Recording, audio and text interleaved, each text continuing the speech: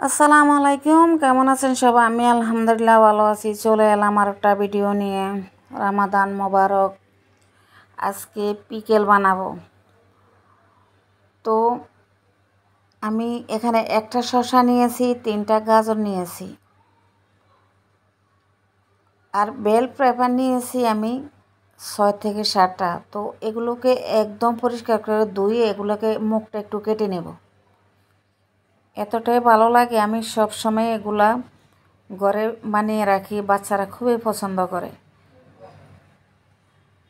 তো এত কম সময়ে কোনো খরচই লাগে না, বলতে গেলে একটা ভিনেগার কিনতে হবে আপনার, আর কিছুই লাগে না। এতটাই স্বাদ, আপনি বিরিয়ানি বলেন, ভাতের সাথে, রুটির সাথে, সব কিছুর সাথে খেতে পারবেন। তো এটারে অ্যারাবিয়ানরা বলে তুর্সি। এটা কিন্তু অ্যারাবিয়ান খাবার। তো এই পিকেলটা আমি প্রায় বানিয়ে থাকি, সেটা আপনাদের সাথে আজকে শেয়ার করতে পেরে আমি খুবই আনন্দিত, খুবই খুশি। তো আমার এক আপু বলেছিল যে আপু এটা মূল রেসিপিটা একটু দিবেন, একটু দেখব। আমি রিলসে দিয়েছিলাম সেদিন। তো সে আপুটা হইলো আমার একদম কাছে প্রিয় আপু, আমাদের গ্রুপের আমাদের সুলতান আপু। বলছিল হাসিনা আপু এটার একটু মূল রেসিপিটা দিয়েন।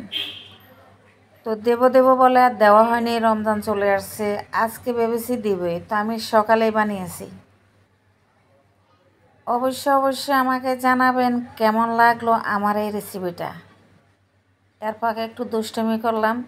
এই বেল পেপারটা এতটাই ভালো লাগে, আকর্ষণীয় দেখতে, পুরোটাই সবুজ। আর আমার তো আগের থেকেই সবুজ জিনিস পছন্দ। তো সেটাও আমি 2 পালা করে বিচিগুলো একদম পেলে পরিষ্কার করে নেব। বিচিগুলো সব খেতে একদমই ভালো লাগবে না, সেজন্য আমি পেলে দিচ্ছি।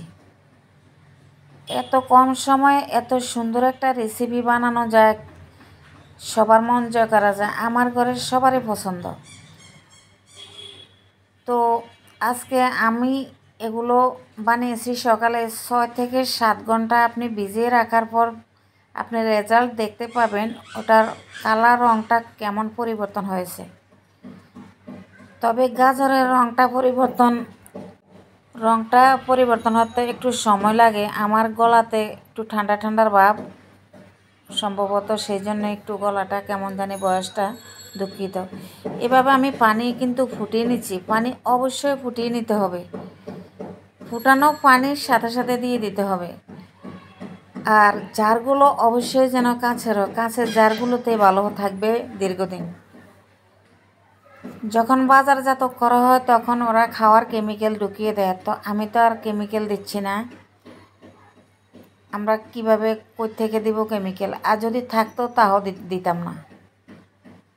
তো আমি যে এইগুলো ব্যবহার করব সেগুলো আমাদের হাতের কাছে থাকা নিত্যদিনের খাওয়ার প্রিজারভেটিভ বললেই চলে। যেমন লবণটা একটা প্রিজারভেটিভ হিসাবে কাজ করে, যেহেতু একটু বেশি দিতে হবে। সাথে আছে ভিনেগার। এর দুটো জিনিসই ভালো রাখবে। অবশ্যই একটু মাথায় রাখবেন, লবণের পরিমাণটা দুটোর মধ্যে আমি 2 টেবিল চামচ দিয়েছি, আর একটু বেশি দেওয়া যেত, একটু কটা অবশ্যই লাগবে। এবার আমি 4 টেবিল চামচের থেকে বেশি দিয়েছি একটার মধ্যে ভিনেগার দিয়ে আমি ফুটন্ত পানি দিয়ে দিলাম। একদম লেভেল থাকতে হবে, উপরে থাকা যাবে না, নিচে থাকবে। গাজরগুলো নিচেই থাকবে, পানি থাকবে উপরে। তো কেমন লাগতেছে আপনাদের কাছে আমাকে কিন্তু কমেন্টে অবশ্যই জানাবেন। 6 থেকে 7 ঘন্টার পর দেখেন কালারটা কেমন হয়েছে। তো কেমন লাগলো আজ এ পর্যন্ত, ভালো থাকবেন, আল্লাহ হাফেজ।